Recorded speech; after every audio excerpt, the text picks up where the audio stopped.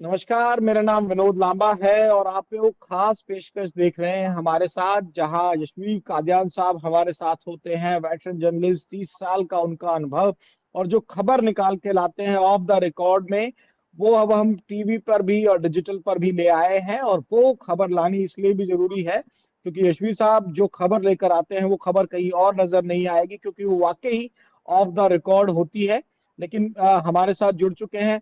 Sir, आपका बहुत बहुत स्वागत है। उन खबरों की चर्चा हम करते हैं जिनकी चर्चा पूरी हरियाणा के गलियारों में होती है, और उन खबरों को अब हमने वीडियो का रूप दे दिया है। ऑफ द रिकॉर्ड में आज क्या खास लाए हैं आप? जी, शुक्रिया आपका बहुत बहुत विनोद जी। विनोद जी, इस दफ़ा जो ऑफ द रिकॉर्ड कॉलम है उसमें हमने एक अलग पहल की है, एक अलग कोशिश की है। खास तौर पे ये जानने की कोशिश करी है जो सरकारी योजनाएं हैं, जो सरकार बड़े चाव से बनाती है, लोगों के कल्याण के लिए बनाती है, लेकिन वो योजनाएं अक्सर कागजों में दम तोड़ देती हैं। वो जमीन पे उनका ठीक से क्रियान्वयन नहीं हो पाता, वो ठीक से इम्प्लीमेंट नहीं हो पाती। तो इसमें विनोद जी मैंने एक किस्सा लिखा है, एक जो कि जी। एक मेरा निजी अनुभव है। एक मेरे मित्र हैं, तो जी। वो एक दफ़ा मुझे बता रहे थे कि वो जब अपने गांव जा रहे थे तो उन्होंने मुझे भी कहा कि आप भी साथ चलें। तो जब जी। मैं गया तो मैं उनके बारे में सफ़र के दौरान बातचीत होती रही, तो बताया हम्म। उन्होंने कि कैसे उनकी जर्नी शुरू हुई। किसान परिवार से हम्म। आते हैं, फिर वो गांव में पढ़ाई की, फिर मेरठ में पढ़ाई की, और धीरे हम्म। धीरे फिर वो दिल्ली में आ गए और उन्होंने ठीक ठाक पैसा कमा लिया। तो हम्म। वो बता रहे थे कि एक दफ़ा जब वो गाँव गए, तो हम्म। उनके पिताजी की बैठे थे बैठक में, और कई और लोग भी थे, बुजुर्ग थे। जैसे गाँव में अपने रिवाज है हुक्का पीने का, तो सब गपशप कर रहे थे। तो हम्म। जब वो सुमित जी गाँव में आए, तो एक दो बुजुर्गों ने कहा उनके पिताजी को कि जी देखो, ये तो लड़का आपका बहुत बड़ा आदमी बन गया है, हमें तो बड़ा अच्छा लगता है कि इस गाँव की हम्म। मिट्टी से कोई व्यक्ति निकला और इतना बड़ा हम्म। वो व्यक्ति बन गया। तो हम्म। उनके पिताजी ने कोई रिएक्ट नहीं किया, बिल्कुल वो उनके चेहरे पे कोई भाव नहीं थे, और उन्होंने बहुत हम्म। गंभीर होकर ये कहा कि भाई, मैं इसको कोई बड़ा आदमी नहीं मानता, तुम मानो तो मानो, मेरे लिए कुछ नहीं है, ही इज नथिंग। हम्म। वो हम्म। इसलिए कि ये बड़ा हम्म। आदमी बन के इसने गांव के लिए तो कुछ किया ही नहीं है। ये हम्म। आज भी हमारा गांव जो है कितना बदहाल है, यहाँ पे इतनी ज्यादा अव्यवस्थाएं हैं, सफाई का कोई प्रबंध नहीं है, पानी की निकासी का कोई प्रबंध नहीं है। तो इसने ना गांव हम्म। की डेवलपमेंट के लिए कुछ किया, ना हमारे बच्चों को रोजगार के लिए कुछ किया। तो उनके पिताजी के मन में एक पीड़ा थी गांव के लिए, विकास के लिए, हम्म।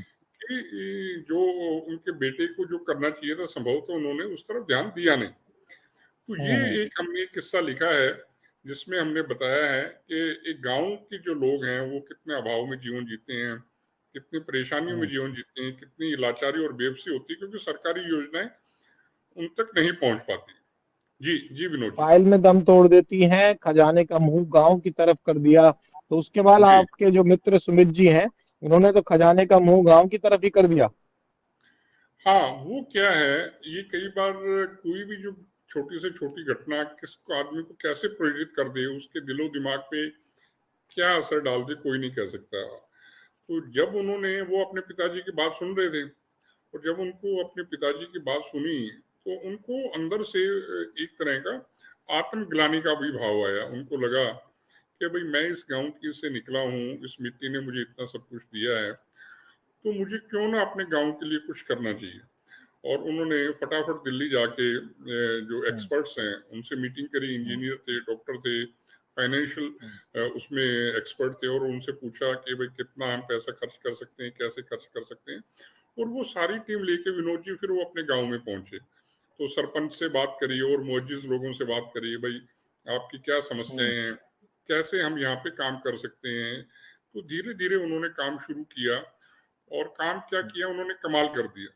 उन्होंने गांव जी। में जो भी जरूरत की चीजें थी वो सब उन्होंने कोशिश करी कि वो बने। चाहे उन्होंने गलियां पक्की करवाई, बरसाती पानी की निकासी की व्यवस्था कराई, साफ पीने के पानी की व्यवस्था कराई, और उन्होंने स्कूल बनवाया अपने गांव में, उन्होंने एक डिस्पेंसरी बनवाई, और शमशान घाट का जो रास्ता है उसको पक्का करवाया। जो मंदिर टूटे हुए थे गांव के, उनको पक्का करवाया, रास्ता उनका ठीक करवाया। तो जो जो वो गांव में कर सकते थे, या जिसकी लोगों को जरूरत थी, यहाँ तक कि अगर कोई कोई गरीब परिवार है, उसका घर बहुत कच्चा था, वो भी पक्का करवाया। और वो उन्होंने किसी के लिए नहीं, वो खुद के लिए, कि भाई आज हम सक्षम हैं तो क्या हमें अपने गांव को वापस कुछ करना चाहिए। और जब उनके कुछ काफी चीजें तो उनके पिताजी जब जीवित थे उनके सामने ही शुरू हो गई थी, तो गांव के लोग जब उनको बताते हैं कि जी गांव में ये प्रोजेक्ट आपके बेटे ने शुरू किया है, तो वो उनके पिताजी के चेहरे पे यही भाव रहता है कि नहीं ठीक है भाई, उसको करना ही चाहिए, इसमें क्या खास बात है, वो कोई एहसान नहीं कर रहा हमारे गांव पे, अगर वो कोई कर रहा है तो उसको करना ही चाहिए, ये उसका फर्ज है, उसको मिट्टी का कर चुकाना ही चाहिए। तो ये एक बहुत अच्छी अच्छी पहल, और ये बहुत से लोग विनोद जी, असंख्य लोग हैं जो नींव की ईंट की मानिंद जो है सोसाइटी में काम कर रहे हैं, जो जिसे कहते हैं जॉय ऑफ गिविंग, जो पे बैक कर रहे हैं, जो बहुत सक्षम बन गए हैं, जो अच्छे ओहदों पे चले गए हैं, जिनको ईश्वर ने बहुत कृपा करी है, जिनके पास अथाह पैसा आ गया है, तो उनमें से कुछ लोग ऐसे हैं जो अपने गांव में, समाज में जितना वापस वो जिस भी रूप में दे पाए दे रहे हैं। जी विनोद जी। बूढ़ा बरगद साक्षी है किस तरह से खो गई राम सुधी की झोपड़ी सरपंच की चौपाल में। तो आपने बड़ा शेरो शायरी में लिखा है, इसको व्याख्यान कर दीजिए। अब फिर मैं आपको जुलाना साइड ले जाना चाहूंगा आपकी स्टोरी से कनेक्ट करते हुए।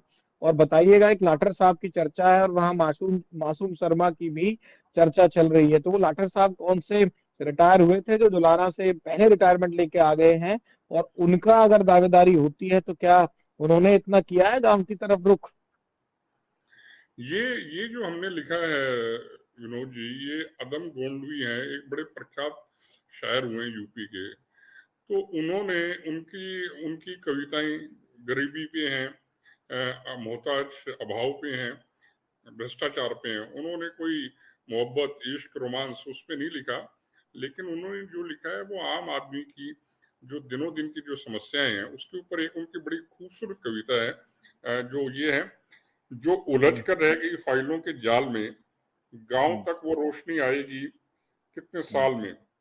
और उन्होंने फिर आगे लिखा है इसको इस तरह से, बूढ़ा बरकत साक्षी है किस तरह से खो गई राम सुधी की झोपड़ी सरपंच की चौपाल में। खेत जो सीलिंग के थे सब चक में शामिल हो गए, हमको पट्टे की सनद मिलती है, मिलती भी है तो ताल में, जिसकी कीमत कुछ न हो इस भीड़ के माहौल में, ऐसा सिक्का ढालिए मत टकसाल में। तो उनका सारा ये था कि जिस तरह की हमारी योजनाएं बनती हैं वो जमीन पे उस तरह से क्रियान्वित नहीं हो पाती। इसका अगर हम निचोड़ कहें, और जो आम आदमी है, गरीब आदमी है, उस सिस्टम के आगे, सरकार के प्रशासन अमले के सामने लाचार हो जाता है। अगर उसको कभी कोई अपनी फर्द भी चाहिए होगी तो पता लगा वो कहीं गांव के तालाब में डूब रही है, कहीं वो उस तरफ ही मिलेगी उसको। तो इतनी बेबसी और लाचारी है इसमें। इसमें एक और मैं विनोद जी एक बात और ऐड करना चाहूंगा, जो एक हरियाणा सरकार ने भी एक योजना चलाई थी, बड़ी अच्छी मैं योजना थी। आ रहा हूँ उस स्टोरी पे आ रहा हूँ। मैं एक लाठर साहब के बारे में जानना चाह रहा था कि जो, और इससे जुड़ता हुआ अगर कोई और भी किस्सा हो यशवीर जी तो मेरी आपसे गुजारिश है वो भी बता दें। कि आईएएस अधिकारी, आईपीएस अधिकारियों को भी बड़ा राजनीति में आने का चस्का लग जाता है। तमाम लिस्टें आपकी नजरों से होकर गुजरती हैं, और बल्कि जब घोषित होती है उससे पहले ही आपको भी अंदाजा लग जाता है और खबर मिल जाती है कि कौन चुनाव लड़ रहा है। ऐसे 2024 का माहौल है, चुनाव का असर मैं कैसे छोड़ सकता हूँ? अब उनमें से कोई है इस चुनावी रण में कि नहीं है? देखिए, कई लोग हैं जिनको लगता है कि उनके लिए अनुकूल माहौल है, और उसमें कई लोगों ने अचानक से ये अवतरित हुए हैं नौकरी से। उन्होंने, किसी ने रिटायरमेंट ले ली है, वीआरएस ले ली है, या कोई अपने आप ही उसकी घड़ी आगे रिटायर होने की। तो रिटायरमेंट के बाद अब वो जनसेवा राजनीति के मैदान से, राजनीति के अखाड़े से वो करना चाह रहे हैं, और इसमें कई नाम है।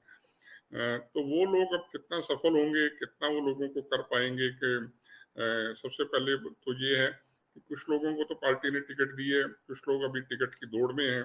तो अगर उनकी संबंधित पार्टियां उनको टिकट देती है तो क्या जनता उनको हाथों हाथ लेती है? उनको उन्होंने जो जन सेवा के बदले में वो जो मेवा पाने की सोच रहे हैं, क्या उनकी ये मुराद पूरी होगी? ये तो अब समय बताएगा। जी विनोद जी। सरकारी गांव संरक्षण ऑफ द रिकॉर्ड में एक बहुत शानदार स्टोरी इन्होंने लिखी है, और कादियान साहब जब लिखते हैं तो उसकी आवाज दूर तक जाती है। भाजपा सरकार ने योजना बनाई, प्रदेश के सभी आईएएस आईपीएस व अन्य क्लास वन अधिकारियों के प्रदेश के गांवों को गोद लेने के लिए कहा था।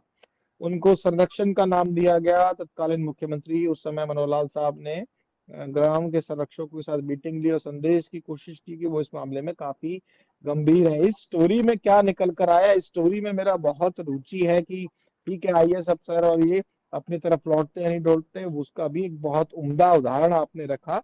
लेकिन जो सरकारी ग्राम संरक्षक बनाए थे, इसमें तो सांसदों का भी रिपोर्ट कार्ड था। अब सांसदों के बाद विधायकों की बारी, और विधायकों से भी आगे ले जाते हुए आप वो टॉपिक निकाल कर आए हैं कि आईएएस आईपीएस वाला, और उसके लिए आपको बधाई। इसको बहुत दिनों से लोग भूले हुए थे, लेकिन आपका तो काम ही है कि जो फाइल के नीचे से भी गड़ी हुई खबर हो वो भी नहीं छोड़ते आप। जी विनोद जी, हमने कोशिश करी कि लोगों के सामने जो सरकारी योजनाएं हैं उनका क्या असर होता है, वो लागू होती हैं, कैसे लागू होती हैं, नहीं लागू होती हैं, कहाँ पड़ी रहती हैं, कहाँ फाइलों में दबी रहती हैं और सिसक सिसक के वो दम तोड़ती हैं। तो ये कैसी ही हरियाणा सरकार की अनूठी और शानदार योजना थी। ग्राम संरक्षक उन्होंने अपॉइंट किए थे हरियाणा के 6,000 से ज्यादा जितने भी गांव हैं उनमें सभी क्लास वन ऑफिसर्स को कहा गया एक तरह से अडॉप्ट करने के लिए कि वो गांव के संरक्षक थे। तो उनका मोटो ये था कि वो जाएं गांव में, देखें कि क्या हो सकता है, विकास की योजनाएं क्यों लंबित हैं, गांव वालों की क्या समस्याएं हैं और उन समस्याओं को किस तरह से वो क्रियान्वित किया जा सकता है। तो उसमें विनोद जी ये उससे पहले सरकार ने जैसे सांसदों को भी कहा कि वो गांव को गोद लें और उन गांव को अच्छा बनाएं। बहुत से सांसदों ने उसको लिया भी, लेकिन उसके भी कोई बहुत अच्छे परिणाम नहीं आए। फिर विधायकों को भी कहा गया कि वो भी गांव को गोद लें। और वो ज्यादातर मुझे लगता है गांव जो है ना वो सांसद और विधायकों की गोदी में ही रह गए हैं, वो कहीं चलना फिरना कर नहीं पाए। और ये जो इसी तरह से ग्राम संरक्षक वाली जो योजना है उनका भी ये हाल हुआ। मुझे एक कोई अधिकारी बता रहे थे जो फील्ड में थे हाँ, कि एक जी। बार मुख्यमंत्री मनोहर लाल जी ने एक मीटिंग हाँ, कन्वीन की कि वो हाँ, तमाम जो ग्राम संरक्षक हैं उनसे बात करेंगे। तो हाँ, जैसी मीटिंग की तारीख तय हुई, हाँ, एकदम प्रशासनिक अमले में हड़कंप मच गया, हड़बड़ी मच गई, क्योंकि वो तो गांव में तो जाते नहीं है, उनको कोई लेना हाँ, देना नहीं है। ज्यादातर की मैं बात कर रहा हूँ, होंगे कुछ लोग हाँ, जो अच्छा काम हाँ, भी कर रहे होंगे, मैं ये नहीं कहता कि सारे के सारे ऐसे ही हैं। तो हाँ, जो लोग नहीं जा रहे थे उन्होंने फटाफट फोन करके फील्ड में कि कौन सा गांव है मेरा, क्या है, कितना पैसा लग चुका है, कितना बकाया, कौन सी परियोजनाएं चल रही हैं। तो एक दफा तो वो जब चूंकि मुख्यमंत्री के लेवल पर मीटिंग होनी थी, रिव्यू होना था, तो लोगों ने हाँ, थोड़ा सा उसमें सक्रिय हुए और उस मीटिंग में हाँ, मुख्यमंत्री जी ने भी कहा कि देखिए हाँ, ये मैं इस योजना को लेकर बहुत गंभीर हूँ और हाँ, हर महीने मैं इसकी मीटिंग लिया करूंगा दोबारा। लेकिन वो जी। संभवतः काफी वो बिजी रहे और कामों में, सरकार को कई काम होते हैं, आपको पता है पोर्टल का ही अपने आप में कितना बड़ा विराट कार्य हरियाणा सरकार कर रही थी, या और कई काम थे जिसमें सरकार बिजी रही। तो पोर्टल तो पे एक और कमेंट कर दीजिए, आपकी खबर तो पूरी जो कॉलम है उस पे चर्चा होती रहेगी। जो पोर्टल के काम में सरकारी अफसर बिजी थे और सरकारी उस समय मुख्यमंत्री साहब के साथ भी बाकी, तो पोर्टल कामयाब हो गया, क्योंकि ये तो संरक्षण योजना का तो आपने बता दिया। इसी पे कमेंट करते हुए अपनी स्टोरी को थोड़ा आगे ले जाएंगे तो जो करंट चीजें चल रही हैं उससे भी हम बहुत बखूबी जोड़ पाएंगे। नहीं देखिए, मैं किसी भी पोर्टल को, किसी भी देखिए प्रशासन में अगर कोई भी टेक्नोलॉजी का इस्तेमाल होता है तो मैं उसके पक्ष में हूँ। मैं कभी इसमें ये नहीं कहूँगा। मुझे ध्यान है जब राजीव गांधी जी प्राइम मिनिस्टर थे, उन्होंने कहा कि कंप्यूटर कृत होंगे काम, तो बहुत लोगों ने उसका विरोध किया था, मुझे अच्छे से ध्यान है विनोद जी। और बड़े बड़े जी अखबारों में जी। उस समय लेख भी प्रकाशित हुए थे कि अगर ये कंप्यूटर आएगा तो ये रोजगार खा जाएगा।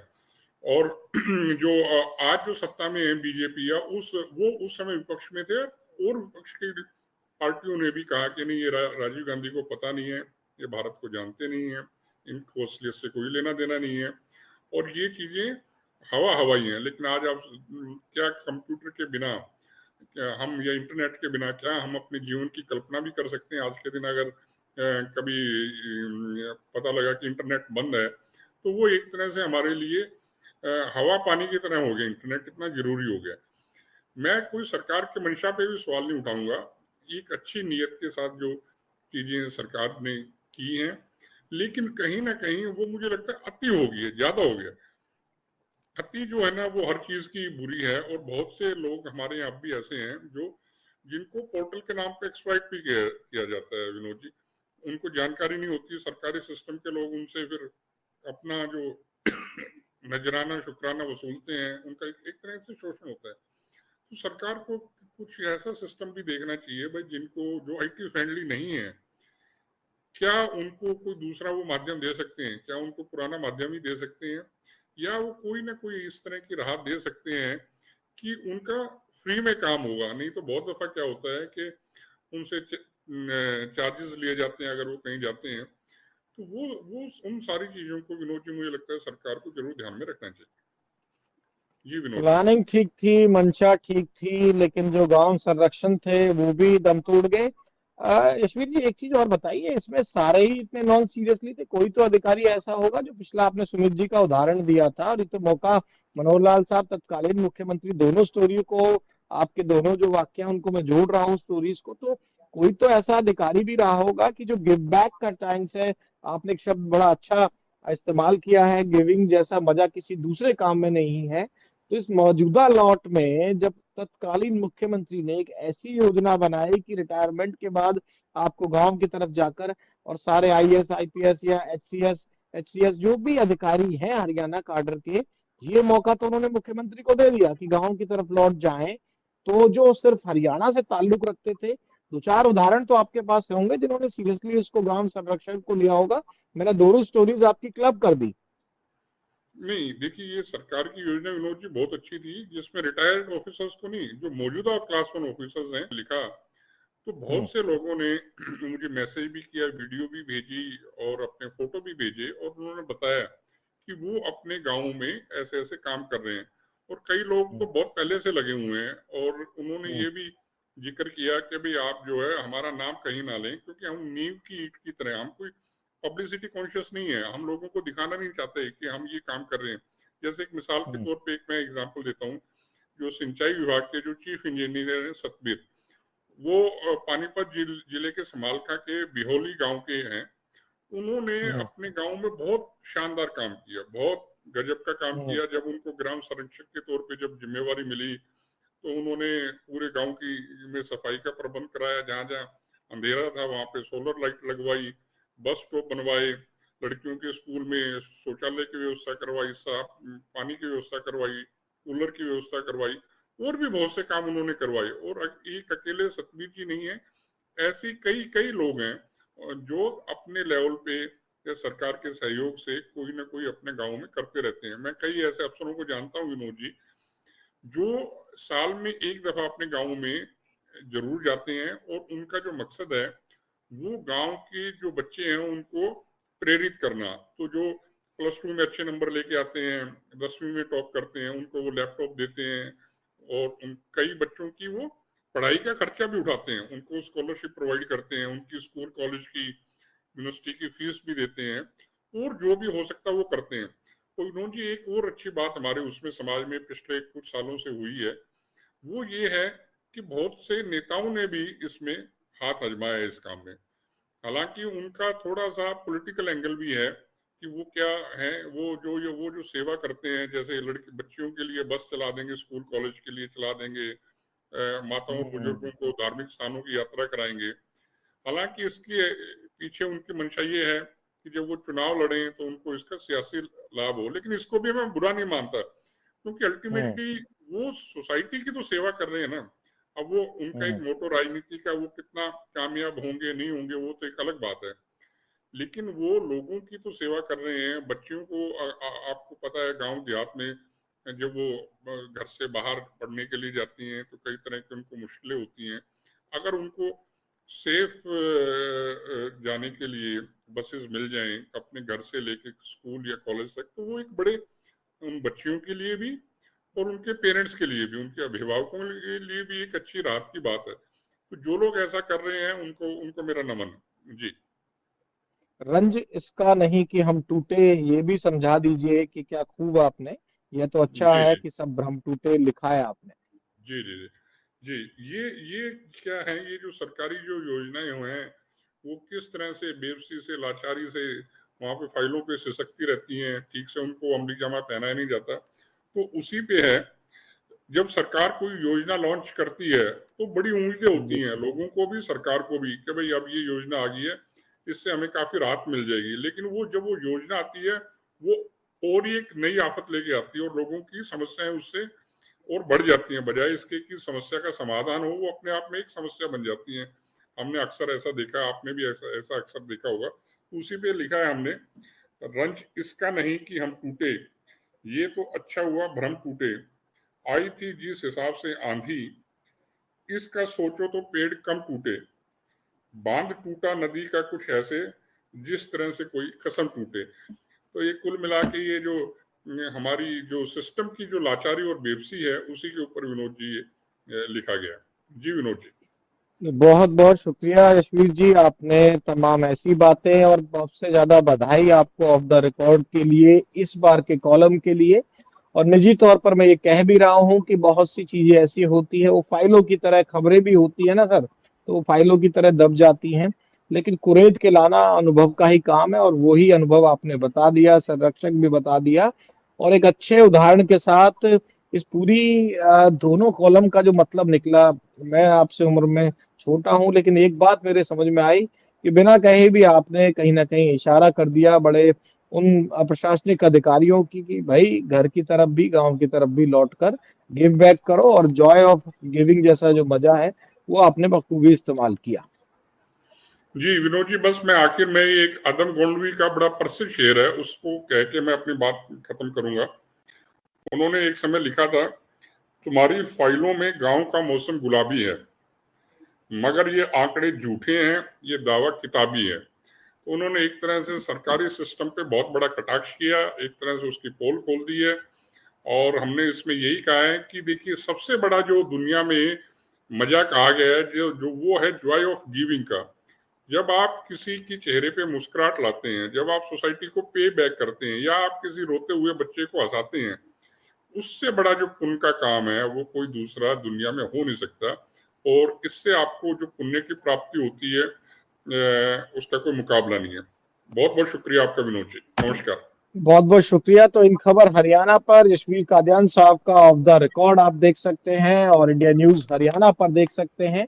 और इनके साथ बात करने में वो मजा आता है जो खबर भाग दौड़ में नजर ना आए, और नब्ज पकड़ना यशवीर कादियान साहब को बखूबी आता है। अगले सप्ताह फिर मुलाकात होगी, और एक ऑफ द रिकॉर्ड कॉलम लेकर यशवीर कादियान आएंगे। इन खबर हरियाणा पर भी नजर आएंगे, और इंडिया न्यूज हरियाणा पर भी यशवीर कादियान साहब सिर्फ लिखते नहीं, बोलते हुए भी नजर आएंगे। नमस्कार।